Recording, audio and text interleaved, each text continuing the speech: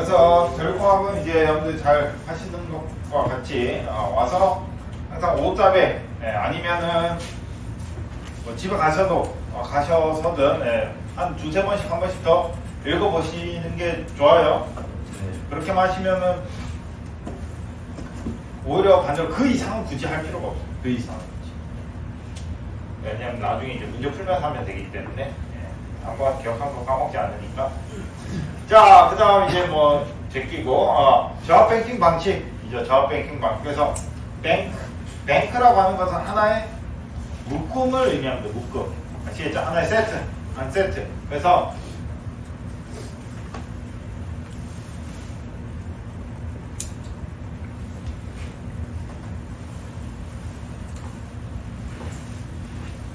되게 이제 저합 뱅킹 방식은 어디서 많이 쓰냐? 공장에서 많이 씁니다.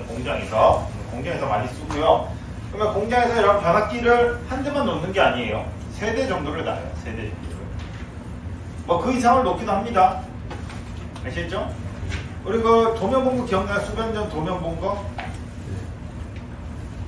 저합단에 도면 그 같이 이렇게 봤죠? 그러면은 선이 이렇게 내려와서 TR 하나 있고 이런 식으로 분기가 이렇게 되었죠? 이렇게 되었거든요. 됐었어요. 저합단 뭐 이렇게 쓸 수도 있고 아니면 되게 이렇게 많이 쓰죠. 아니면 윗단에서는 별도로 다른 데서 이렇게 받아와서 써도 되고 뭐 그건 공장에마다 다른데 뭐 중요한 거는 묶든 안 묶든 그게 중요한 게 아니고 이렇게 메인 TR이 있으면 요 밑으로 해서 구하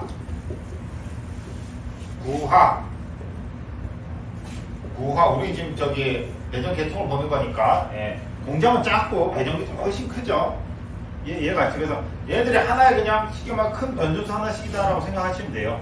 변전소 하나씩이다 생각하시면 부하단에 이렇게 쫙 관리를 할 거 아니에요.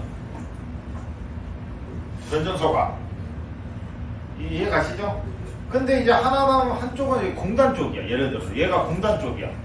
그러면 이제 주말에는 공단을 돌려요, 안 돌려요? 안 돌릴 거 아니에요. 이해 가시죠? 그럼 여기서 쓰던 사람들 다 뭐 상가나 이런데 뭐 운동장 이런데 전력을 많이 쓰겠죠. 이해가시죠? 그러니까 평상시에는 여기 적게 쓰고 공장에서 전기를 많이 끌었을 거고 주말에는 역으로 여기는 거의 안 쓰고 여기서 더 많이 쓸 거죠. 그렇게 되니까 어떻게 하겠냐? 여기 사이를 이렇게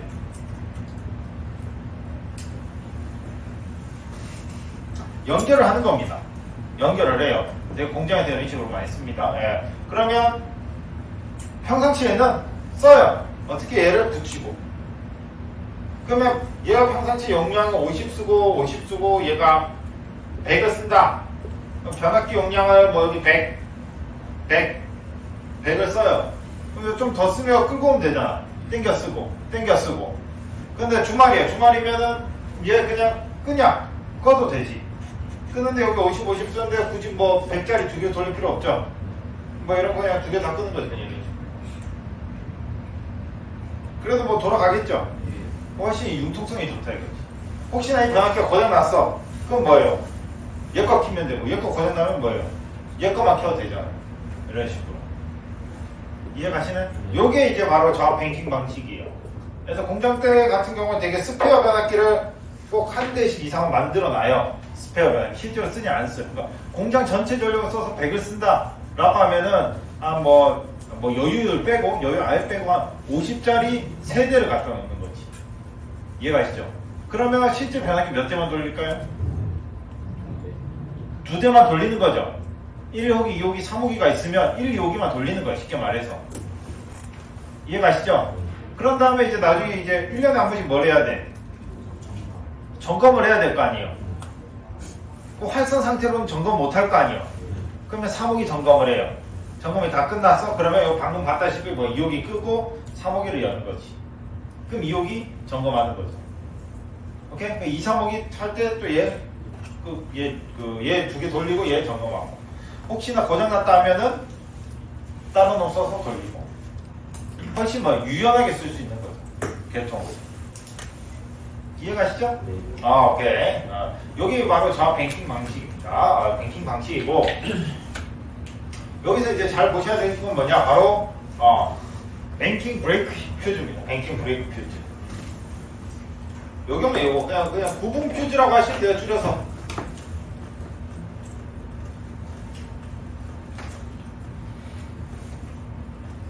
쉽게 말하면 변압기가 이렇게 여기도 다 퓨즈들이 계통 자체에 이런 퓨즈들이 다 있겠죠.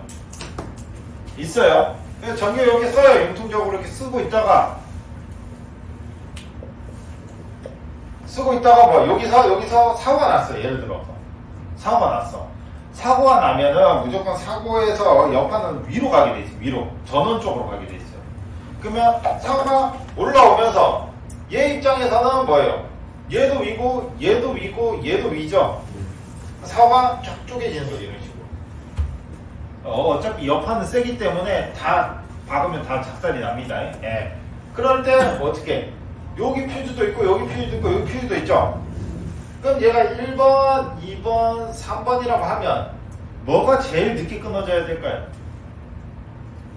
늦게 끊어져야 된다. 즉 붙어 있어야 된다. 이 세 개 중에 2번. 네. 즉 그 말을 듣으면 반대에 1번, 3번이 먼저 끊어져야 돼요. 이해가시나요? 이해되시나요?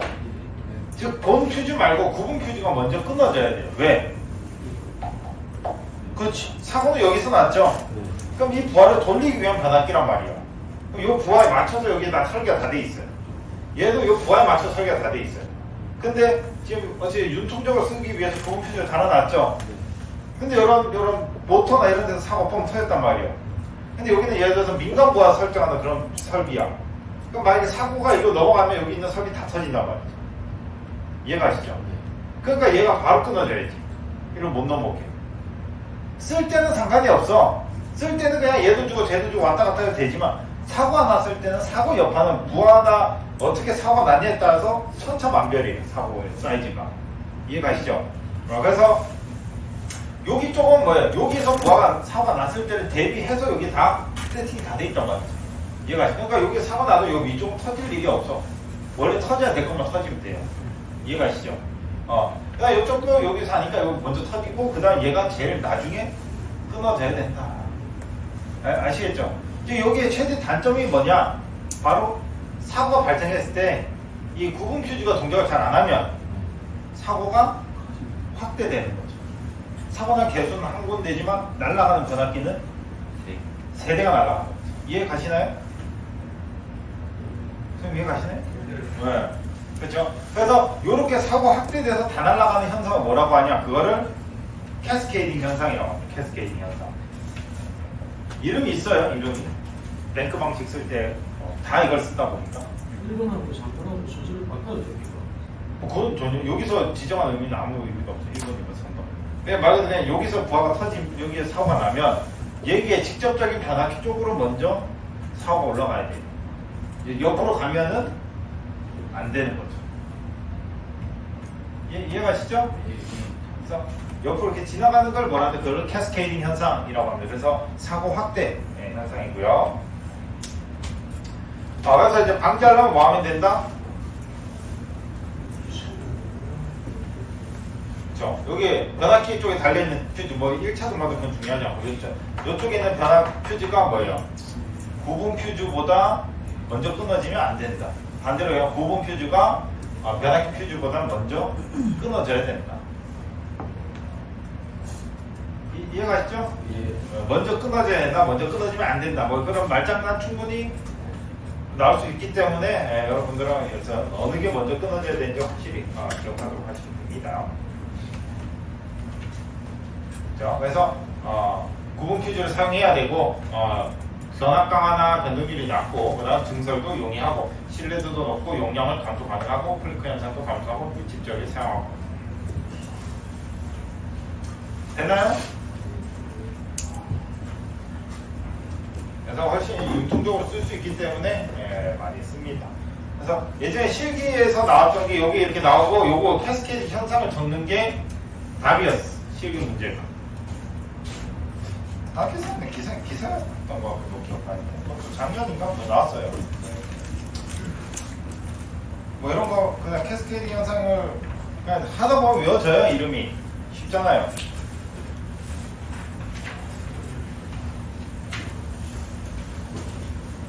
그래서 그게 뭐 정확 뱅킹 방식에서 말이죠. 자, 이렇게 해서 이제 배전 방식은 끝났어요. 배전 방식 이해가시죠?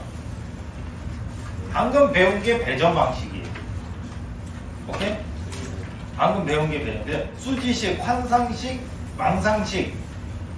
요게 배전 방식. 오케이? 그 다음 우리가 단상 쓰고 뭐 삼상 쓰고 이런 거 있죠? 그건 전기 방식. 지금 여기 막 이렇게 돼 있죠? 네. 이게 단상일 수 있고 삼상일 수 있잖아. 오케이? 네. 그 배전 방식과 전기 방식은 같다 다르다. 다른 거예요. 오케이? 그걸 이제 같이 쓰시는 분들 계신데, 다른 겁니다.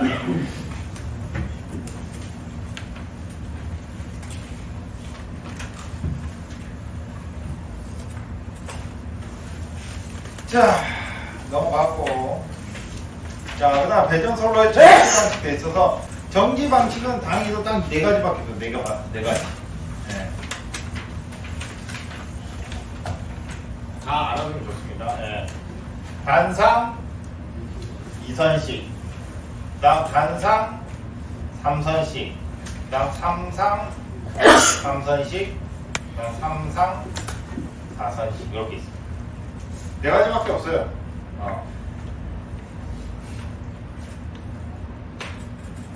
자, 요걸 하기 전에 먼저 물어봐야 돼. 회로 이런 때 여러분들 단상, 삼상 배웠어요? 안 배웠어요? 배웠죠? 지금 요거 배웠는데 단상, 삼상 모르면은 뭐 내가 설명할 수가 없어요. 알고 계시죠? 삼상.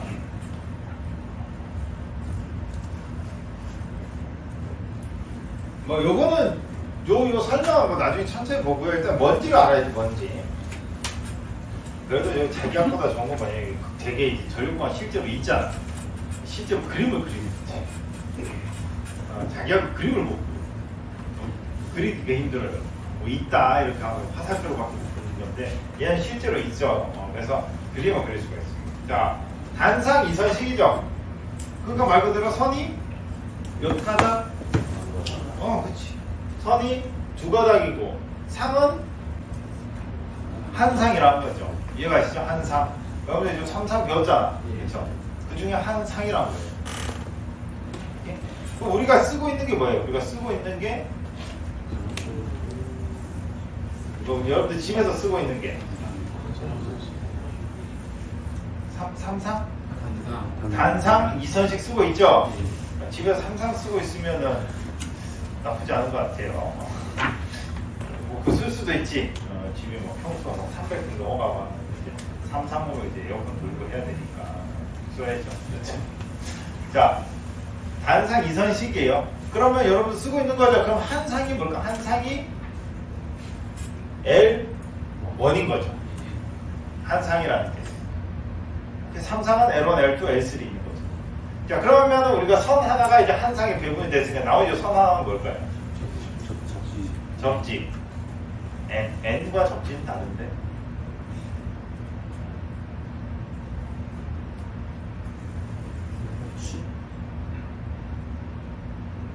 N 중성선. 여러분이 쓰고 있는 중성선. 접지선이냐? 방금 얘기했잖아. 같다고 틀리다고. 다르다고요. 옛날에는 같이 썼어요. 지금은 법으로 무조건 콘센트 열어봐야 선 몇 가닥 나와? 3가닥 나오죠? 그럼 한 선이 뭐겠어? 접지 한 선을 중성선 한 선을 L1선이요. 얘가 이거가 접지랑 중성이 같으면 두 선이 올 이유가 있어요? 없어요? 없잖아. 얘가 있죠? 아시겠죠? 다른 선입니다. 꼭 기억을 하시고 여기 이제 단상 2선식 그럼 여러분 중성선이 뭔지 알죠? 대답을 해줘야지. 방금 얘라고 했으면 넘어갑니다. 알아요 몰라요? 모르면은 모른다 얘기를 해줘야지. 모르면 몰라요, 알아요? 모르겠습니다. 한 달 넘게 하잖아요, 우리가. 대답을 해줘야 돼. 제가 여러분 어디까지 나갔는지 아는지 몰라요, 잘. 안 하면 넘어갑니다. 예. 아시죠? 그럼 뭐 중선선, 일단 내려가서 설명해 드릴게요. 자, 됐고. 그 다음에 이제 단상 탐선식이죠? 그럼 선이 몇 가닥? 세 가닥. 하나, 둘, 세 가닥이에요. 상은 몇 상? 한 상이에요, 한 상. 이해가시죠? 한 상. 즉, 그러면 선 하나가 한 상인 거예요. 그럼 나머지 두 개는 뭘까?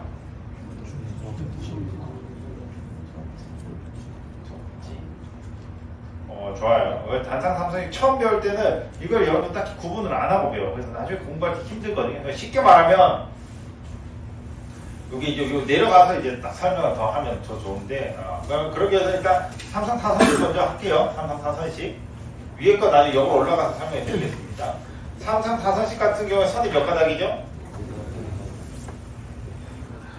네 가닥. 삼성 타선식 같은 경우에 선이 세 가닥이죠. 그러면 삼선식의 선 하나당 L1, L2, L3 이렇게 연결이 되죠.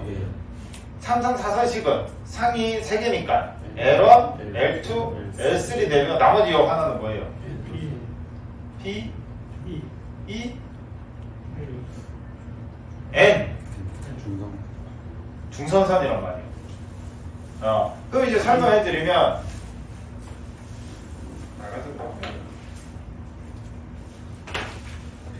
이게 뭐랑 관련이냐? 그 결선이랑 관련이에요. 결선. 즉 전기를 생산하죠. 그럼 어디서 생산해? 코일에서 생산이 되겠죠. 코일을 통해서 발전기를 통해서 코일이 생산되면 이렇게 코일이 하나 있어요. 오케이? 그럼 얘가 하나의 L1이고 여기가 L1 다시 끝부분이라고 할게요. 뒷부분이에요. 요게 한 상을 의미합니다. 한 상은. 그럼 두 번째 상 L2고 얘가 L2 다시. 세 번째 상 L3고 L3 다시. 우리는 이제 3상을 쓰기 때문에 4상, 2상 이런 건 없어요. 아시죠? 그럼 즉 전기를 만약에 하나, 둘, 세 개가 나오죠. 위상각은 얼마 각각? 120도에서 만들죠. 맞죠? 그럼 이 두 개, 이 세 개의 상을 어떻게 결선하느냐에 따라서 3상, 3선식이 되고 3상, 4선식이 돼요. 오케이? 그럼 여러분들이 3상 결선 두 가지 배웠을 거예요. 뭐죠? 델타하고 Y. 그럼 요거를 뭔 결선한다? 델타 결선하는 겁니다. 델타 결선이 삼각형이죠. 그래서 결선하면 얘가 이렇게 올라가는데 그럼 얘가 L1이고 얘가 L1 다시죠. 그 다음 L2를 이렇게 뒤집어서 연결해. 그럼 이쪽이 L2고 여기가 L2 다시고 얘를 이렇게 연결해. 그러면 얘가 L3고 얘가 L3 다시 이렇게 연결이 됐죠. 요게 델타 결선이에요. 그럼 연결을 하면은 선을 세 선이 빠지는 거죠. 그럼 여기 보면 이게 L1이고 얘가 L1 다시죠. 그럼 여기 뭐라 쓰냐? L1이라고 쓰는 겁니다. 즉 L1 다시라고 쓴 거는 뭐 앞뒤로 구분한 건데 실질적으로 얘가 플러스 하면 얘는 뭐예요? 마이너스가 되는 거예요. 위치 바뀌겠지만 60Hz로. 근데 우리가 정하면 그냥 얘가 너가 380V면 얘는 그때는 0V가 되는 거죠. 이해가시죠? 계속 바뀌는 거니까 교류니까. 그래서 380이고 0인 거고 그때 L2가 380이고 0이 되는 거죠. 그럼 요 점선이 L2가 되고 요게 S가 돼요. 이게 3선식입니다. 결선 이렇게 해서 쓰는 거. 자, 그런 다음에 얘를 똑같이 이번 무슨 결선? Y 결선 하는 거예요. Y 결선하면 얘가 L1, 여기는 L1 다시, 여기는 L2, 얘는 L2 다시, 얘는 L3, 얘는 L3 다시 이렇게 묶는 거죠. 됐나요? 그럼 당연히 무조건 플러스 되는데 선 나고 얘가 L1 선이겠죠. 여기는 L2 선, 여기는 L3 선이 되겠죠. 그럼 얘네들의 뒷궁둥이를 묶고 여기서 선 하나 뺄 수 있겠죠. 얘가 무슨 선이다? 중선선 N선이 되는 겁니다. 오케이? 됐나요? 선의 이름을 일단 알고 가야지. 예.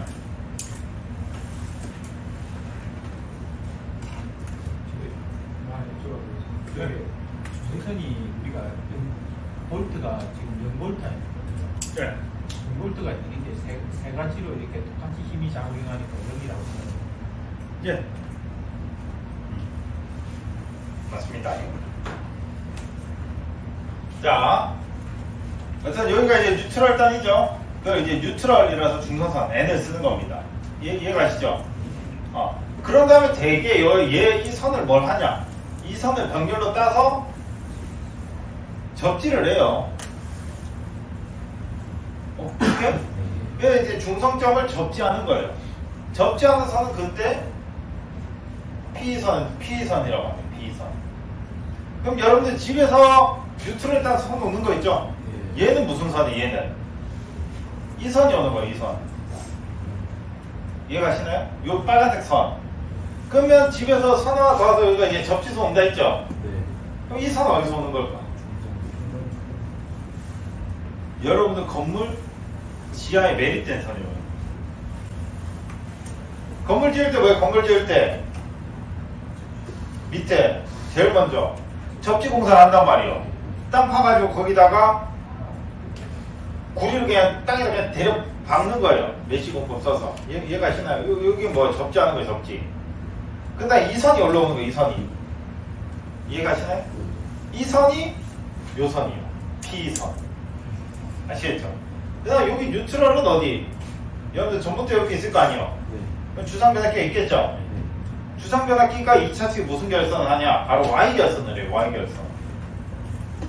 Y결선. 그래서 전봇대 같은 데 보면 밑에 선이 몇 개가 지나가? 4개가 지나가. 4개.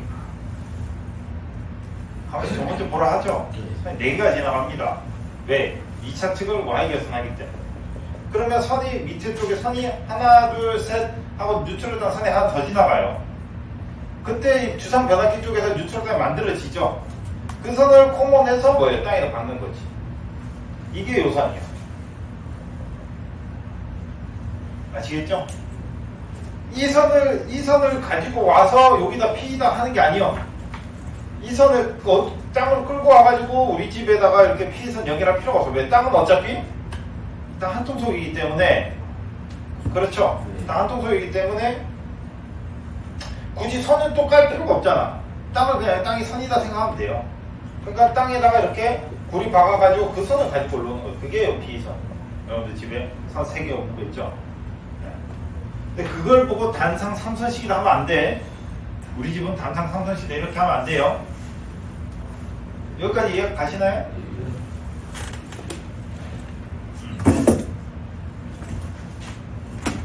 자, 그러면 어우 덥다. 히터 좀 꺼주시겠어요? Y좌선 한 거를 지금 선이 3상인데 몇 가닥 나왔죠? 4가닥 나왔죠? 그 얘가 그러니까 뭐가 된 거예요? Y좌선 하면 이렇게 3선 4선씩이 되는 거고, 얘는 지금 델타 결선 하니까 선 몇 가닥 왔죠? 3가닥 왔죠. 그러니까 얘가 델타 결선 하면 이렇게 돼요.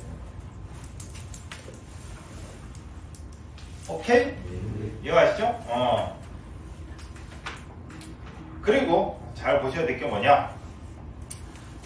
즉 얘가 이제 전압이 220V 상당 220V예요. 딱 발전을 했을 때 한 상당 220V 발전을 해요. 그러면 얘랑 지금 220V인 거죠. 얘도 220V, 얘도 220V. 중요한 건 뭐냐면 얘랑만 딱 들고 왔을 때 220V인데 여기 지금 뭐랑 연결되어 있죠? L2랑 연결되어 있잖아. 그러면 L1 라인이 이렇게 돼 있다면 L2도 120도 차이 가지고 이렇게 돼 있죠. 이해가시죠? 근데 요 L1과 L2를 더하면 파형이 어떻게 되냐? 이렇게 돼요. 커져. 오케이? 그러면 우리가 여기랑 찍으면 220V가 뜰까? 아니면 220보다 큰 전압이 뜰까? 큰 전압이 뜬단 말이야. 이해가시나요? 그게 얼마다? 그게 380이에요. 몇 배 커지냐? 루트 300 커져요. 그건 이제 벡터로 보면 L1 벡터가 있고 L2 벡터가 있어. 크기는 같고 위상은 120도 차이. 그냥 그린 거예요. 원래 L2 밑에 들어 L3가 위인데 그냥 그린 겁니다. 예. 그러면 L1, L2 전압 있죠? 벡터니까 지금 뭐예요? 더해진 거죠? 더하면 어떻게 될까요? L1, L2 더하면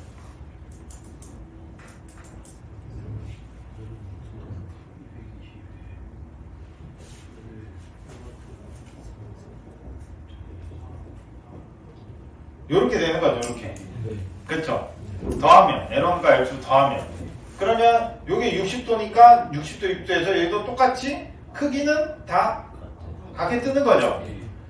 여기가 뭐냐? 얘가 L3의 방향단은 마이너스 L3가 돼요. 이해 가시나요? 이 두 개를 더하면. 근데 실제로 우리 결선이 더하냐? 그러지가 않아. 더하기 빼기 더하기, 즉 플러스 마이너스 플러스 마이너스랑 플러스랑 결합이 되어 있는 부분이에요. 만약에 이렇게 얻고 싶다라고 하면은 얘 부분이랑 이해가시죠? 얘 부분에 얘를 찍어야 돼. 요렇게 찍으면은 더하기가 떠요. 그러면 이 전압이 뜹니다. 신기하게 이게 벡터야. 그래서 우리가 벡터를 배우는 거고. 220 더하기 220 하면 440 떠야 되는 게 아니냐? 근데 얘랑 찍으면 얼마 된다고? 220 듭니다. 아시겠죠? 이게 벡터예요. 왜 그런지를 모르겠다? 넘어가. 여튼 그래서 여기는 실질적으로 차입니다. 차. L1 빼기 L2. 차를 하면 어떻게 돼요? 방향 바뀌어 이렇게 되죠? 요렇게. 그럼 더하면 벡터가 이렇게 됩니다. 이렇게 그려져요. 그럼 얘 길이가 몇 배냐? 얘 길이가 방금 얘가 길이가 A라고 하면 얘 길이가 루트 3 A가 돼요. 오케이? 그 다음 얘를 이제 L과 L2 사이에 성간전압이라고 칭하면 각도가 얼마나 되냐? 30도. 그래서 뭐 Y 델타 Y 하면 위성각이 뭐 30도 바뀐 뭐 이런 게 있어요. 왜 그러냐? 이렇게 돼서 30도 차이가 난다. 네, 입니다. 됐죠? 그래서 델타 결선 같은 경우는 무조건 상전압이 있어요, 없어요?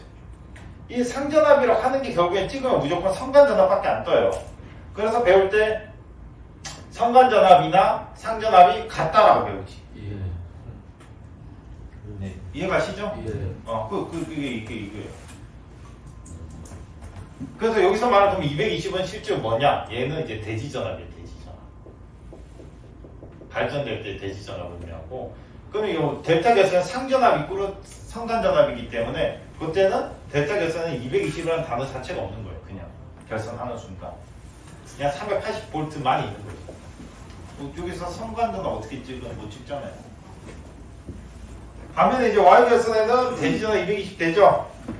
그거 보면 여기가 땅이잖아. 그럼 여기 220V죠. L1과 뉴트를 잡으면 그걸 이제 여러분이 쓰고 있잖아. 집에 들어오는 거는 L1과 뉴트를 잡고 쓰는 거예요. 220. 오케이? 근데 L1과 접지를 잡으면 전압이 다르게 뜰 거예요. 해보면 돼요. 해보면 떠요. 여튼 왜냐면 이물질이 많기 때문에 그렇고, 그러면 만약에 L1과 L2를 잡아요. 그럼 전압 얼마 뜰까?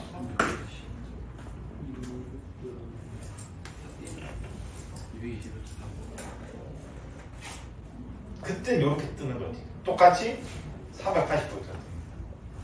즉 Y결선에서는 성단전압을 잡으면 380이 뜨고 원과 뉴트를 잡으면 220 뜨는 거예요. 얘는 상전압이라는 개념과 성간전압의 개념이 같은 거고, 얘는 이 상전압이 뭐랑 같다? 대지전압과 같은 거죠. 모함으로 해서 얘를 접지함으로 인해서. 대지전압은 땅으로부터 전압을 의미하죠.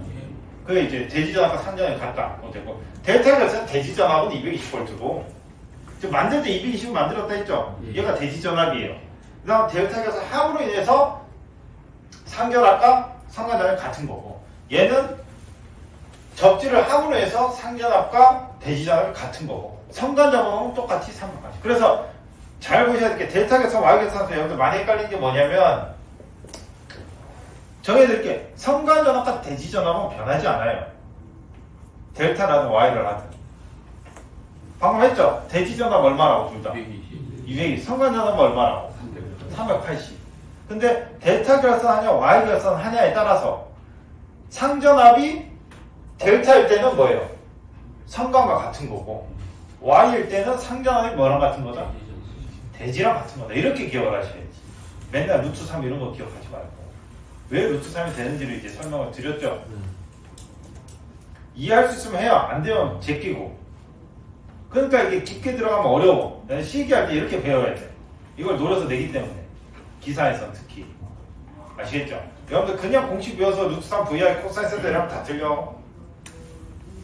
왜 그런지 모르고 쓰면. 자, 여튼. 이쪽에서 이게 갑자기 왜 그래요?